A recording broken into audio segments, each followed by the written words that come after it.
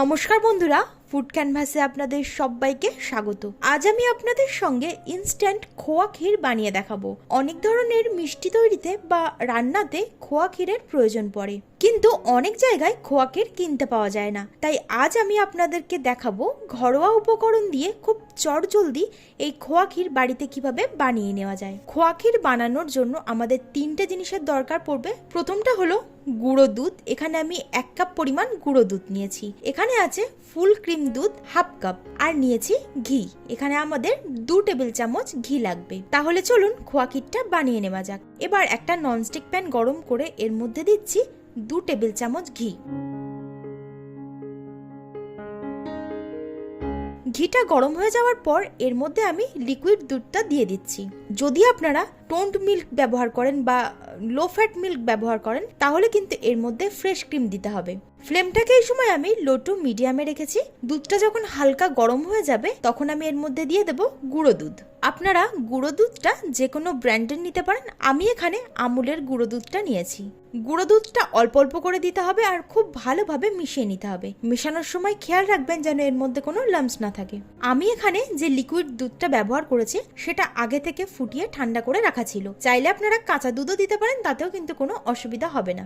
সমস্ত গুঁড়ো দুধটা দেওয়ার পর খুব ভালোভাবে নাড়াচাড়া করে মিশিয়ে নিয়েছি, আর স্প্যাচুলা দিয়ে একটু চেপে চেপে মেশাতে হবে যাতে এর মধ্যে দলা ভাব না থাকে। সমস্ত দুধটা মিশিয়ে নেওয়ার পর লো ফ্লেমে রেখে এটাকে রান্না করে নিতে হবে যতক্ষণ এটা শুকিয়ে আসছে। প্রায় 2 থেকে 3 মিনিট মতো লো ফ্লেমে আমি রান্না করে নিয়েছি। দুধটা কিন্তু অনেকটা এখন শুকিয়ে এসেছে, কিন্তু এটাকে আরো একটু শুকিয়ে নিতে হবে।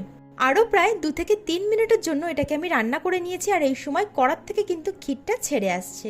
এটাকে কিন্তু খুব বেশি শুকনো করবেন না, তাহলে এটা ঠান্ডা হয়ে যাওয়ার পর একদম ঝরঝরে হয়ে যাবে বা শক্ত হয়ে যাবে। এটা একটু নরম থাকতে নামাতে হবে। এটা যখন খুব ভালোভাবে শুকিয়ে আসবে আর কড়ার থেকে ছেড়ে আসবে তখন ফ্লেমটাকে বন্ধ করে সঙ্গে সঙ্গে অন্য একটা পাত্রে নামিয়ে রাখতে হবে। এটাকে যদি গরম কড়ার মধ্যে রেখে দেওয়া হয় তাহলে কিন্তু এর ভিতরে যে ময়েশ্চারটা আছে সেটা শুকিয়ে যাবে আর এটা একদম শক্ত হয়ে যাবে। তো খোয়া ক্ষীরটা আমি তুলে একটা পাত্রে রেখে দিচ্ছি। এটাকে এবার ঠান্ডা হতে দেবো। এটা যখন সম্পূর্ণ ঠান্ডা হয়ে যাবে তখন এটাকে ফ্রিজের মধ্যে রেখে দেবো। নর্মাল ফ্রিজে এটাকে আপনারা অনেক দিনের জন্য স্টোর করে রাখতে পারবেন, তবে খুব বেশি দিনের জন্য যদি স্টোর করে রাখতে হয় সেক্ষেত্রে আমি বলবো এটাকে আপনারা ডিপ ফ্রিজের মধ্যে রেখে দেবেন, একটা এয়ারটাইট কন্টেনারের মধ্যে। খোয়া ক্ষীরটা ঠান্ডা হয়ে যাওয়ার পর কিন্তু এখনো পর্যন্ত বেশ অনেকটা নরম আছে, তবে এটাকে যদি ফ্রিজে রাখা হয় তারপর কিন্তু এটা অনেকটা শক্ত হয়ে যাবে। আজকের এই রেসিপিটি আপনাদের কেমন লাগলো অবশ্যই কমেন্টে জানাবেন। ভালো লাগলে লাইক আর শেয়ার করতে ভুলবেন না। আমার চ্যানেলের নতুন বন্ধু হলে চ্যানেলটা সাবস্ক্রাইব করে নেওয়ার অনুরোধ রইল। পাশে থাকা বেল আইকনটি অবশ্যই ক্লিক করে দেবেন, তাহলে